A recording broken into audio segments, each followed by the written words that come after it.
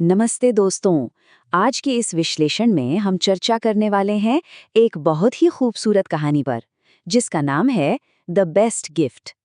हम इस सफर में नई क्षमताओं या टैलेंट्स को डिस्कवर करेंगे, किरदारों से मिलेंगे और हाँ, बातों बातों में ग्रामर के कुछ मजेदार शब्द भी सीख लेंगे।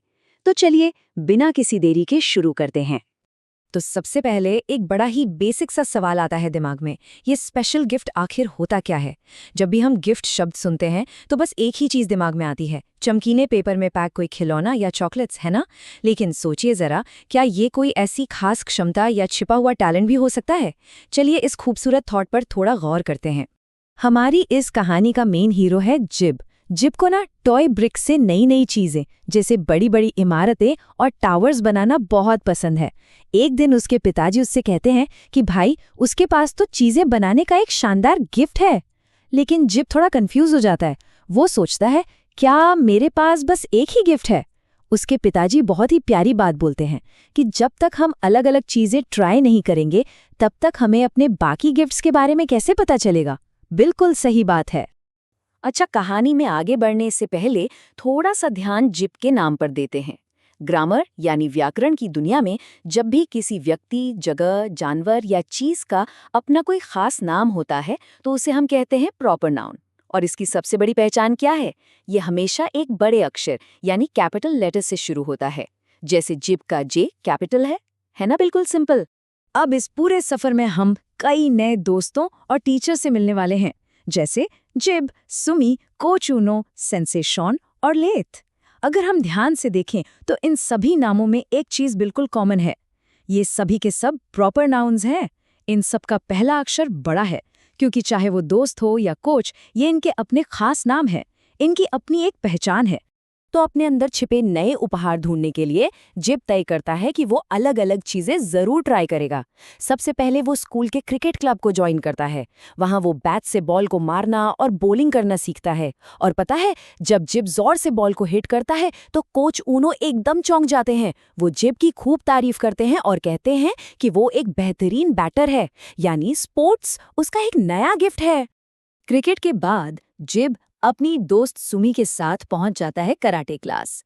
यहाँ इनके टीचर हैं सेंसे शॉन, जो इन्हें हाथ और पैरों की मूवमेंट्स सिखाते हैं। अब सुमी तो एकदम परफेक्ट मूवमेंट्स कर लेती है, बिना किसी गलती के। लेकिन जिब के लिए ये सब थोड़ा नया है, तो उसे कुछ गलतियां हो जाती हैं। पर मजेदार बात यह है कि जिब उदास नहीं होता। वो मुस्कुराता है, सुमी को एक प्यारा सा हाई फाइव देता है और कहता है कि कराटे तो उसकी दोस्त का सबसे बड़ा गिफ्ट है। इस पॉइंट पर जब जिब को लगता है कि वो कराटे में उतना अच्छा नहीं है, तो उसकी दोस्त सुमी एक बहुत ही गहरी बात बोलती है। वो कहती है, तुमने हार नहीं मानी जिब, ये भी एक गिफ्ट है। दोस्तों, ये सच में कमाल की बात है। किसी भी नई या मुश्किल चीज को करते वक्त भले ही शुरू में हमसे गलतियां हों, लेकिन अगर लगातार कोशिश की जाए और हार न मानी जाए, तो वो कोशिश खुद अपने आप में एक बहुत बड़ा टैलेंट यानी उपहार होती है। खिलौनों की इमारतों से शुरू हुआ ये सफ़र अब म्यूज़िक तक पहुंच चुका है। घर आकर जिब अपने पिताजी से कहता है कि उसे म्यूज़िक बहुत पसंद है, तो क्या वो ड्रम बजा सकता है। उसके पिताजी भी कमाल करते हैं, कुछ बर्तनों को उल्टा करके रख देते हैं और लकड़ी के चम्मचों से जिब उन्हें बिल्कुल एक बैंड की तरह बजाने लगता है। नई नई चीज़ें ट्राई करने की जो खुशी होती है ना, वो इस वक्त जिब के चेहरे पर साफ दिख रही है। वैसे जब जे भी अपने बनाए हुए ड्रम्स बजा रहा था, तो उसने जिन लकड़ी के चम्मचों का इस्तेमाल किया, उनके बारे में भाषा का एक खूबसूरत नियम सीखा जा सकता है। इन्हें हम आम तौर पर ड्रम स्टिक्स कहते हैं। अगर इस शब्द को ध्यान से देखा जाए, ड्रम एक अलग शब्द है जिसका अपना मतलब है, और स्टिक एक बिल्कुल अलग शब्द है।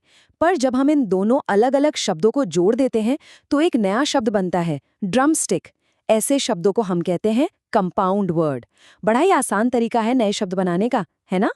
चलिए वापस अपने उस म्यूजिकल मोमेंट पर आते हैं। जिब बिल्कुल एक ड्रम मास्टर की तरह धड़ाम धड़ाम बीट बजा रहा है, और तभी उसका छोटा भाई लेथ वहां आ जाता है। लेथ अपनी ऊंची कुर्सी यानी हाई चेयर पर बैठा अपने भाई का ये म्यूजिक एंजॉय कर रहा होता है। वो बीट पर इतने मजे से आगे पीछे झूलने लगता है कि अचानक कुर्सी का बैलेंस बिगड़ता है और छोटा लेथ धड़ाम से जमीन पर गिर जाता है। जैसे ही लेथ गिरता है और रोने लगता है, जिब एक सेकंड की भी देरी नहीं करता। बिना कुछ सोचे समझे वो तुरंत अपना ड्रम और म्यूजिक वहीं छोड़ता है और अपने छोटे भाई के पास भागता है। वो लैथ के चोट लगे सिर पर बड़े ही प्यार से हाथ फेरता है, उसे गले लगाता है, उसके आंसू पोंछता है और उसे बड़ी शांति से चुप कराता है। वो बहुत चिंता से पूछता है कि क्या अब उसे ठीक लग रहा है। जूब के पिताजी वहां खड़े ये पूरा नजारा देख रहे थे। इस एकदम शांत और प्यारे से माहौल में उन्होंने मुस्कुराते हुए जूब से एक बात कही। उन्होंने कहा, देखो तुम कितने दयालु और प्यार करने वाले हो। ये सबसे बेहतरीन उपहार यानी द बेस्ट गिफ्ट है। सच में ये लाइन इस पूरी कहानी का सारांश है। जूब ये ढूंढने निकला था कि उसका असली टैलेंट क्या है, स्पोर्ट्स या म्यूजिक, पर उसके पिताजी ने ये एहसास दिलाया कि बिना किसी स्वार्थ के किसी जरूरतमंद को प्यार और दयालुता दिखाना ही दुनिया का सबसे अनमोल उपहार है। तो अगर जिब के इस पूरे सफर को एक सीक्वेंस में देखा जाए तो सबसे पहले उसने चीजें बनाना ट्राई किया, फिर क्रिकेट आजमाया और बैटिंग का टैलेंट ढूंढा।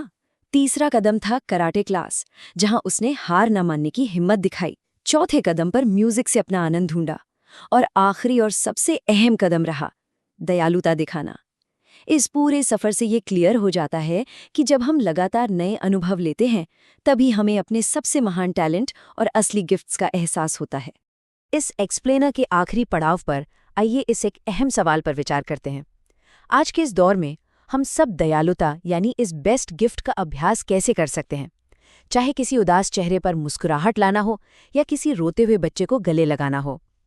ऐसा कौन सा छोटा सा काम है जो आज किया जा सकता है जिससे ये दुनिया थोड़ी और प्यारी बन जाए? इस पर जरूर सोचिए। नई चीजें ट्राई करते रहिए और अपना ये दयालुता का अनमोल गिफ्ट सबके साथ बांटिए।